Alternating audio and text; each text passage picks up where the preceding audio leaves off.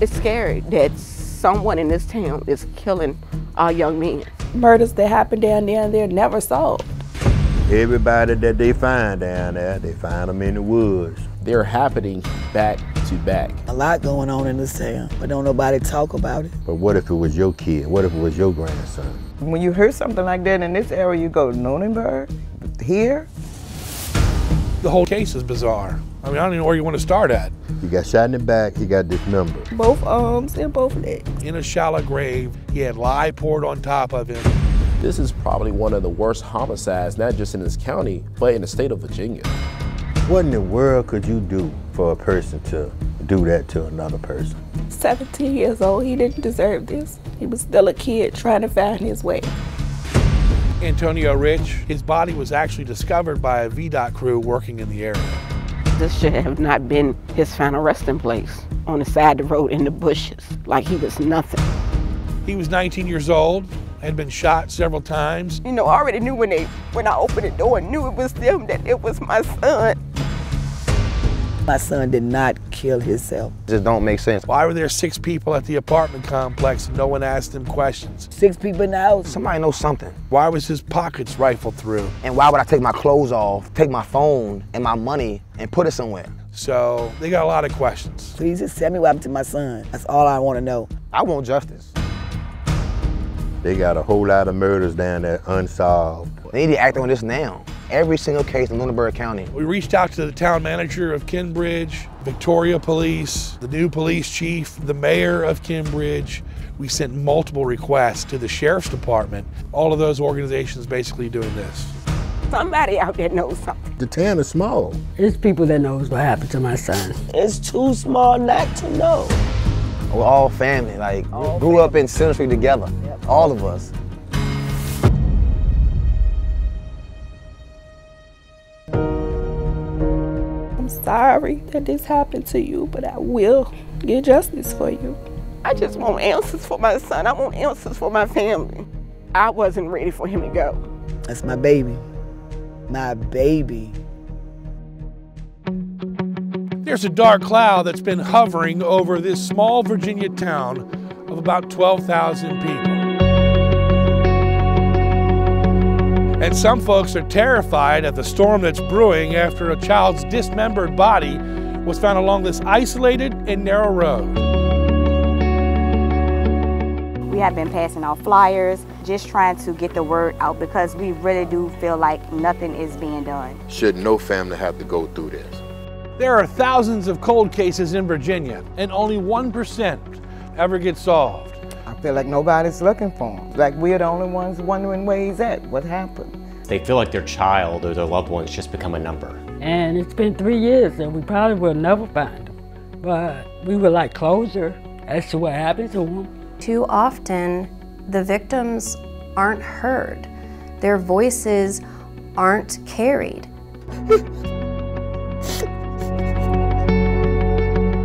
These are the faces of loved ones who suffered some of the most violent crimes or disappeared without a trace. Their families are still waiting for answers. On this Crime Insider Reopen the Case documentary, we focused on 3 cases, all here in Lunenburg County. 3 young black males, all connected to Center Street. And during that investigation, we discovered 3 additional suspicious deaths. And all 6 have surprising connections.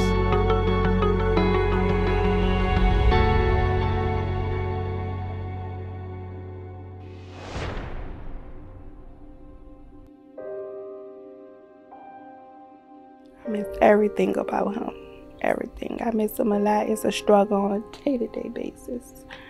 You know, people say take it one day at a time. I actually take it 1 second at a time. Because I'm forced to just deal with it. But I still have to go on to get justice for him. And that's a promise. I wake up every morning and I make sure I tell him I'm sorry that this happened to you, but I will get justice for you.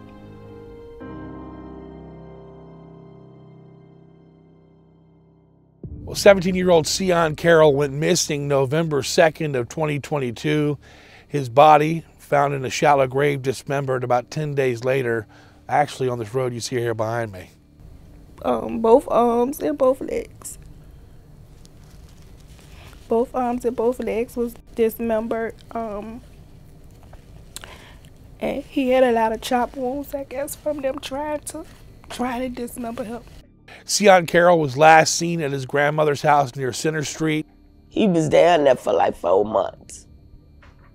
Cause he was in some trouble up here, but they found out that he didn't, wasn't in. So they asked me, could I take custody of him to keep him from up here around all of this. So I agreed with the courts and got him down there. And he was doing fine. Just kept telling him stay from down there hanging with those guys and stuff. But they had some sort of an argument earlier in the night about jackets that were on the floor. Then about an hour later, he came in there. He was like, Grandma, I'm sorry. And he went on outside where he always go outside and walk around the yard smoking his black and mild because I wouldn't let him smoke in the house. This was what time of night when you guys It was about 9 or 10. So by 1 a.m. was he outside or? I don't know. I went to sleep. And when I got up that morning, I went back there in the room because I usually wake him up to get him ready, for to meet the van out there. And I said, well, maybe he already, went out there and caught the van. So I didn't think nothing else of it. So I went on, got ready, went to work, came back home. And I was like, he usually be in the house by the time I get off work. So I called the school and they said they hadn't seen him. Grandfather Junius was very involved in Sion's life. They had a very good relationship. The boys ran the store said that last time they seen Sion, he was at the shed with them boys. And then the shed burned up. Come on now, something wrong. And you could see the black ran the door, but the shed won't burn down. There was a fire on the inside of it. It kind of ramped up a couple of days later when they put out information online that Sion's phone was pinging near a sex offender's house on Poorhouse Road. One of the phones that he had was a iPhone, but it didn't have service. But it was my oldest son's old iPhone. And he did find my iPhone, and the phone pinged where it pinged to. I went there, nobody saw him, and then I started to receive messages stating that it was a tier 3 sex offender that lived at the home. So it was really awkward. So when I went there that Friday evening, they told me that he wouldn't have a reason to be down there. They don't know him. Police came up then and told him they had to leave the property. It was about 6 days after we assembled in Lunenburg with the search party, which was actually election day. We began to walk down to the Poorhouse Road location. In the midst of us walking, we were stopped by an officer that was driving a Dodge Charger, a gray one, and he introduced himself as Officer Barnes. And I asked him, he asked me, did I need any help? I said, well, you can help us look for Sion. So he told me that to come closer to his vehicle, and he said, I've been looking for Sion all day.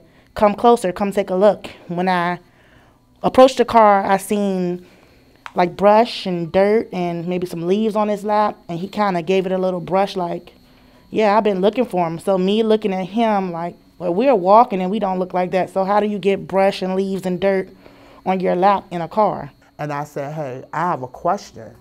Why hasn't anyone went into the home when there's a known sex offender that lives here and you don't need a warrant to go inside of this home? And he proceeds to tell me that he's not technically considered a sex offender. Something about he was just in the car with someone and the girl, and that's how he got the charge, but technically he's not considered a sex offender. I said, well, he's registered on the sex offender registry, so how do you get registered on the sex offender registry without being considered a sex offender? For months after Sion's body had already been found, the sex offender was actually scrubbed from the registry. And that meaning every time I looked on the sex offender registry for this sex offender, he was not there. He was not listed at that address that he was listed at, or was he in the system at all? And we've since learned that's not supposed to happen. I did go back and forth via email with a state police representative about the sex offender being off the registry, and after 2 or 3 emails, I finally got a response saying it's part of the investigation, they can't comment.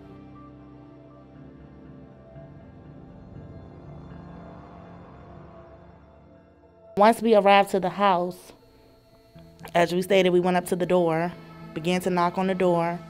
No one answered the door. About maybe 5 minutes later, we were greeted by state police and Lunenburg police and also Cambridge police. Then they asked us to get off the property. They told us that they wanted to see everybody who was driving, license and registration, because we were illegally parked in the street. At the same time, it's another lady that lives not too far from that house told us that her daughter was sitting on her back porch and she heard somebody in the woods screaming for help. And she called the police and they never showed up. Did y'all hear that one? Y'all hear about that? Yeah.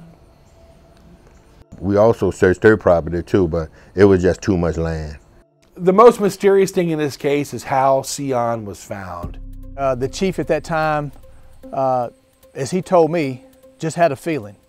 So I deem it by the grace of God, he happened to be in the 200 block here of Seaway and came upon this area. And once again, further investigation found it to be a clandestine grave. In the dark, out of his jurisdiction, on a hunch, 3:30 in the morning, the woods behind me.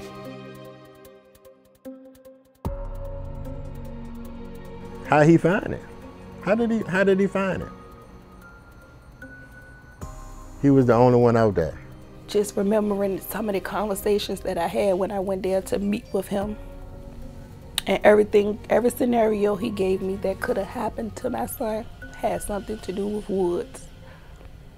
Every scenario. He gave me 3 scenarios. One of them including, well, he takes medicine. So the medicine that he take, I went to class and I know that one of the meds that he take, he possibly could have went in the woods and committed suicide. You telling the mother that's looking for her son that he went in the woods and committed suicide? A red flag went up. He resigned in the middle of an investigation in his town.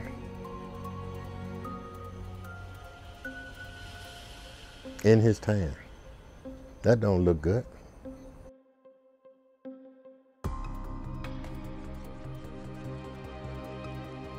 During the production of this documentary, we reached out several times to the former chief, Ben Barnes, and finally he did get back to us with a statement.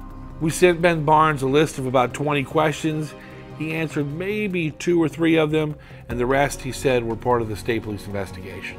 Mr. Burkett, my resignation from the Cambridge Police Department on December 31st, 2022 was a decision I made several weeks prior to the disappearance of Sion Carroll.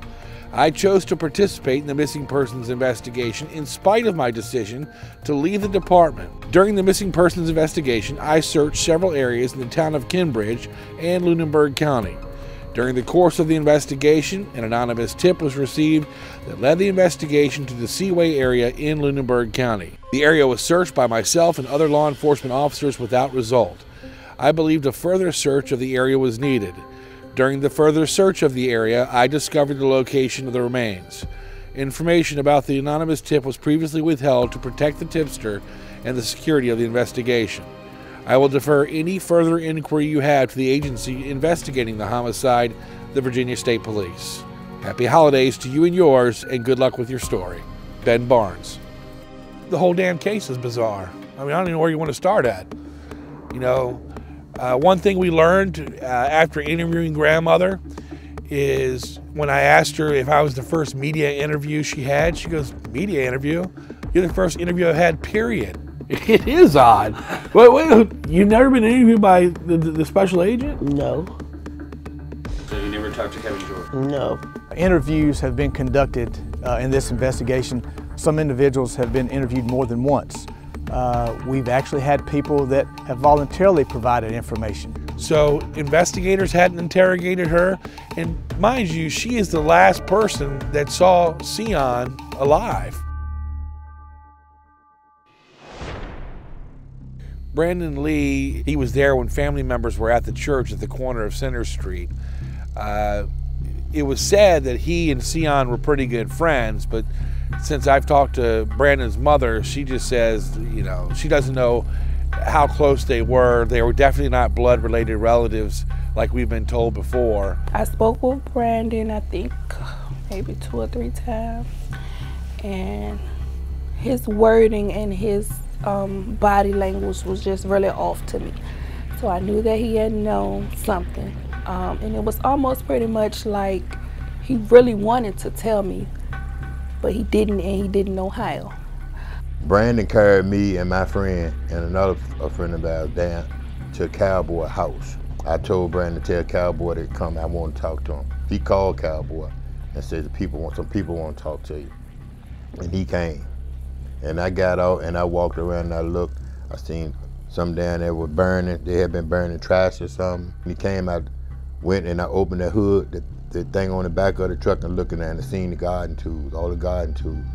And Junius says he doesn't think it's a coincidence that after he spoke to Cowboy, Cowboy was shot, and according to court documents we obtained, we found out that Cowboy was ambushed in a trailer he was staying in on Busy Lane. Did Brandon help you guys search, or what was his involvement? No, he wanted to help search, but when he seen all of us up there that Saturday, when we was getting ready to go do the search before they called tip to the office, to the police office, he said he got scared, he got paranoid, he didn't want to come up there to help. He said too many guys was up there. It's been reported that one day after Sion's body was found, Brandon killed himself.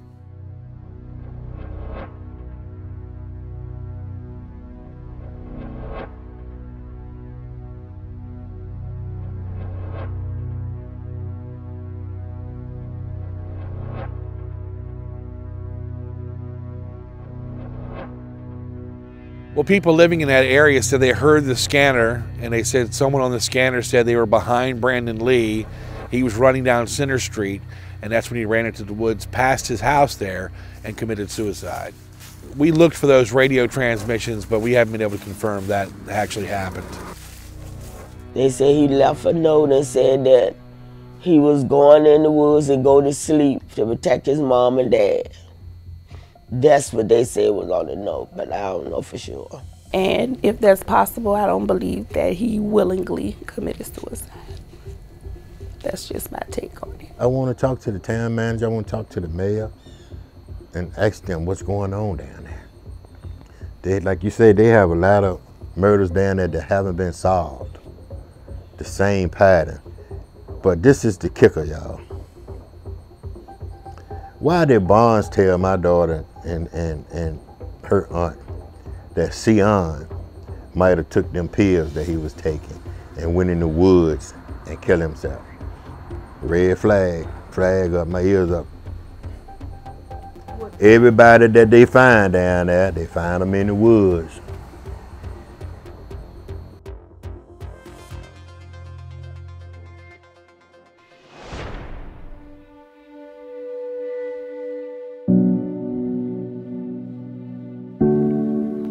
This should have not been his final resting place. You know, thrown on the side of the road in the bushes, like he was nothing. They didn't just take a son, they took a brother, they took a nephew, they took a grandchild. I just don't understand it. He was one of the sweetest kids that I knew.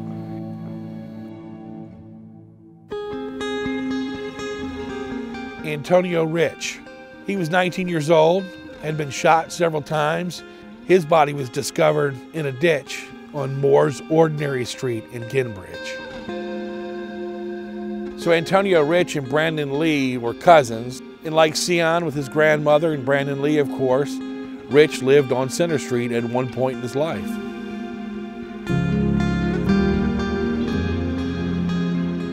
No parent should have to come visit a child here, not under the circumstances. I found out that Friday. They found him on the 15th. I found out that Friday. The detective and the sheriff came and he knocked on the door. You know, I already knew when I opened the door and knew it was them, that it was my son. I can hear myself screaming, and when they told me it was him, like my neighbors on the other street heard me screaming. Sheriff Townsend gave me his condolences, and he said, I'm so sorry, but it was Antonio. He said, and I couldn't tell you. He said, because he didn't have a positive ID on him. He said, so we had to send him off to the medical examiner to get a positive ID. That was the only time that I talked to the sheriff department, because, of course, the detective that was there was from the state troopers. When we asked Agent George specifically about this case, he said he didn't have permission of the family to talk about it. From what I was told, 5 gunshot wounds. He died from the gunshot wounds. I'm assuming the torso, because they had him wrapped up in plastic. And I know my son's hand, his right hand was smashed. You could tell that he fought back. He had a scratch mark, and I think like a little chunk of his ear was gone. And when you think it's a small town, you would think that the case would have got solved a little bit faster. Because it's somebody that knows my child personally, I don't think it was a stranger to him. I think it was somebody that he knew. So during the Antonio Rich investigation, we realized that some of the names from the Sion Carroll case, that circle of friends, they were also coming up in Antonio's case. So I asked Special Agent Kevin George with the state police if he believed these two cases were connected. The 2020 homicide that I'm investigating and the 2022 homicide involving Sion Carroll, I have yet to find any connection to those homicides. It seemed like the police don't care enough, because every time you hear somebody make a comment and they keep making a comment, oh, it's drugs, it's drugs. Drugs is not the root of every problem in this small town. Have you come across anything like a drug nexus, or, you know, we always ask for motives. I can't say that I've found a nexus that I can corroborate as a motive for this homicide.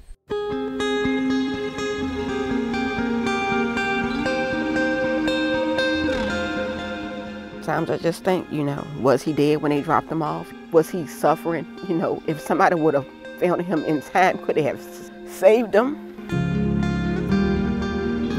Somebody out there knows something. I understand that people don't want to go to the police, but I'm his mother. Come to me. I just want to know why, and I want to know who. Somebody deserves to be behind bars for this. He had so much life left in him, and I'll never know. I'll never know what would have became of his life, and I have to live with that.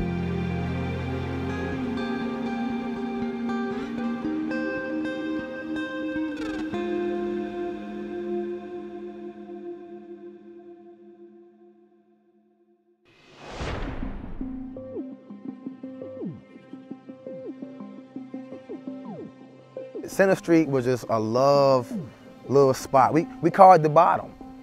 We came from the bottom, then we at the top. It's just like, it was just so calm and cool down there. Like growing up as a kid, my mom's house right here, my cousin's house, my other cousin's house, aunt house, great aunt, uncle, whatever we were doing as kids, it won't never like dangerous or we had to look over our shoulder or scare anything. Like, it was just so like, it was a good community. I just feel like it's a ghost town. I feel like it's quiet. For my brother, for my cousin Brandon, cousin Tone, my aunt Pat, it just feel like it ain't gonna be the same down there no more. Carlton Craig lost his life in Victoria, Virginia, not too far from here, September 24th of 2023.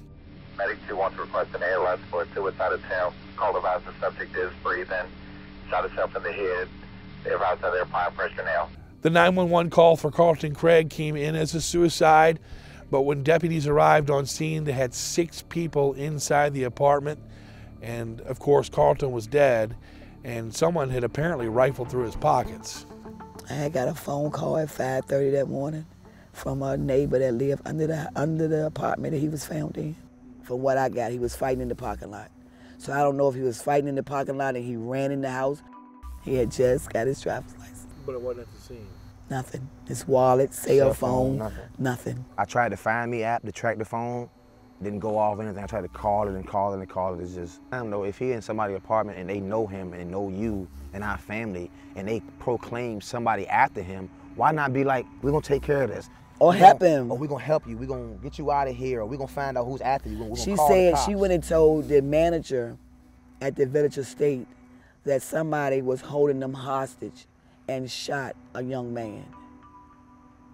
If somebody holding you hostage, somebody else shot besides me, ain't it? Family members telling us when they, the deputies went to investigate, the scene wasn't roped off like normal major crimes would be roped off. There were people walking in and out of the apartment. So if there was any option for tainted evidence, it was there because the family said they were walking in and out freely. I found my son's hoodie at somebody else's house, washed, soaking wet when I got it back.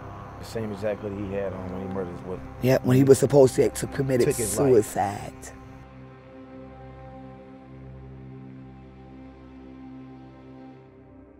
Just ruled it as a suicide and cleaned him up. Well, picked him up and put him in a damn body bag. Excuse my language. And just told everybody, let's back to normal. Blood up in the apartment. I had to see my mom clean my brother brain off to the floor, man. It's all right though. Just really getting to the details. There's so many facts and pieces to the puzzle. I just feel like it's not all put together. And I want justice, one way or another. That's why I'm talking and making phone calls and trying to get to the bottom of it. That way I can help out as best way as possible with this and everything else going on. But this right here is my main concern. This is my little brother. So I feel like I just need a little more help with the sheriff and anybody else that got questions, people that was in the apartment, people that he called that night, people that seen him the night before or prior that night. I just want a little more than what I got right now. So that's all I'm asking for. It'll never be no justice. Just tell me, how could you kill my son?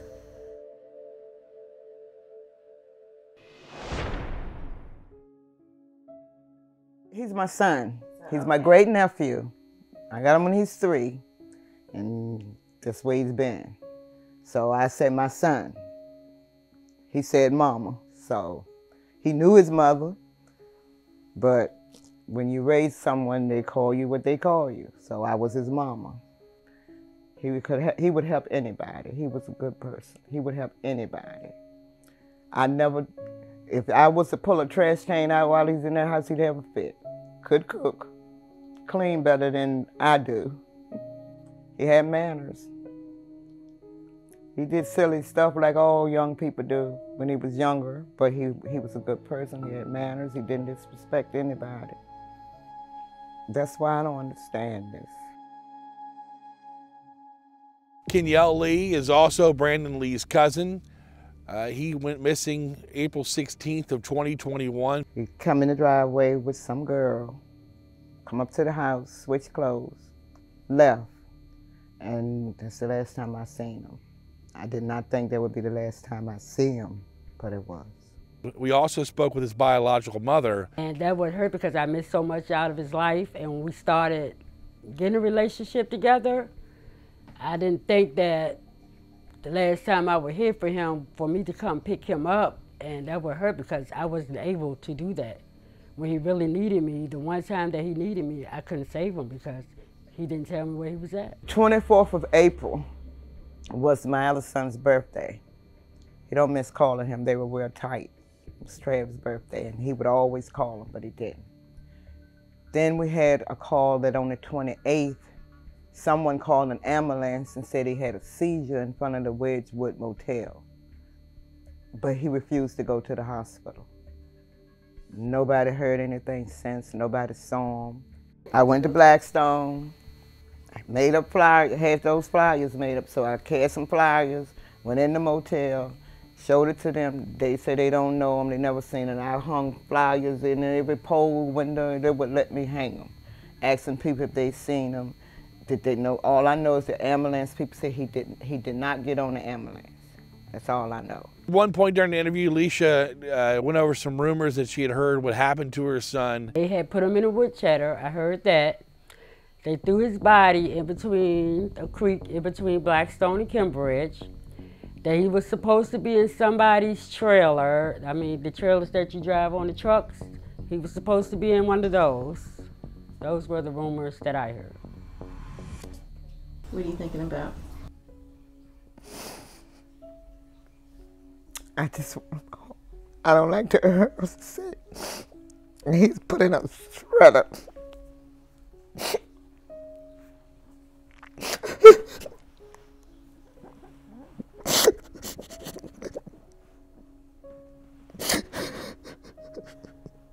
And it's a lot. It's people that knows what happened. It's people that knows what happened to my son. Because, you know, they're like throwing bits and pieces out there. The officer came to me and told me that my son was deceased. He said, I can tell you that your son is deceased, and there's 2 particular people in Lunenburg County that knows what happens to your son. He said, I will give you further details when I find out more.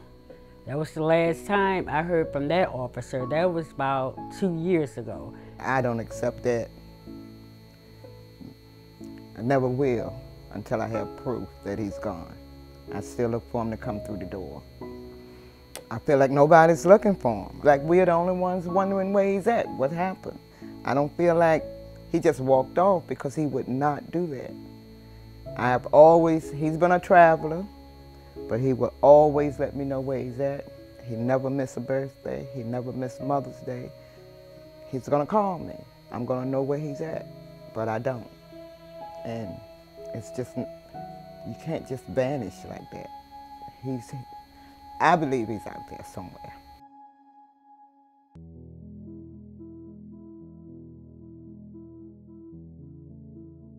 My stepson, Arthur Waverly Banks Jr., and I feel like he was just like my son because I never had a son of my own, and I took him in as my own son. I was the last one to see him alive, and that day that I saw him alive, because I always pick him up and carry him to town and bring him back. That day he was happier than I ever seen him in my life. And he was talking about doing some work to the house that we had up there where he was living in. I told him, go ahead, help yourself. And that was the last time I talked to him. We owned property that was formerly owned by my granddad and my father, where we standing now, my heritage, and this is where I was born at, on this property also, you know. We're down the road from Seaway. The whole farm is like 80-some acres all together. I named this road over here, Sea. When they named the road, I told them I wanted to name it Sea, because there's been a lot going on since we left from over here. It started here, and then up there. We don't actually know, you know, what all going on, and nobody's saying nothing. He always liked to be around a lot of guys, and he always liked to walk down these woods where you see behind me. And he used to walk through these woods, and we tried to stop him from doing it, but he would never do it. He loved to walk through the woods. And so I know that he had to be down in these woods, or he's going with some guys somewhere. In my church, you got a bunch of hunters. And so I called him up and asked him, I say, I want you to go with me down here, and we're going to try to find my son, because I think he's in the woods. And so in the meantime, which was the Moore family, his son said that, called and said, we're not going to wait till you get from work. We're going to go ahead on down there now. And they walked down through the woods, and they found them hanging up in a tree. And so the first thing they done was call the state police. And the state police and the sheriff department, they came out. And we never heard nothing back the police report or anything. We never heard nothing from them. And then when we got the medical examiner paper back, that it was suicide. And we never could find out exactly what happened, you know, and we'd like to get some closure on it so we'll know for sure that he actually hung himself. Because we don't know. They just found him down here. And look, the way things look, is a possibility that somebody ended up doing it and set it up to make it look like it was suicide. I mean, the other case that the guy over here next door to us, they buried him in the ground, cut the body up and buried him in the ground. You know, that happened after this right here. And so it don't add up that don't happen over there, and they're gonna bury him over on the same property when this will happen over here. You know, it looked like somebody is targeting this area, and they're using it for, because I think, and they think they can get away that way. You know, they're putting it in the same area, on the same part of the land, and you know, it could be some connection there somewhere.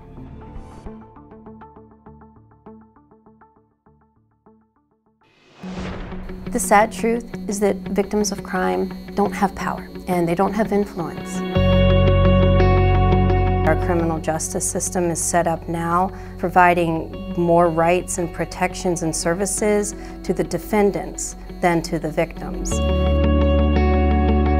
They aren't aware of what services they provide. They aren't aware that it is in our state's code. It is part of our laws that victims get these services. No, they don't have anything like that around here. Only place you can't go is to the police, and they could care less. When we don't have enough advocates, crime rates surge.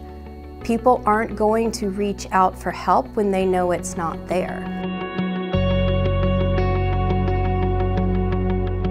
There's no cry that is quite like the anguish of a cry of a mother that has lost a child. They lose the loved one, and then suddenly they feel like their child that had brought so much joy to their life, that has been ripped from them, is just a number, and it's just a statistic. That is not just a number to that mom or that dad.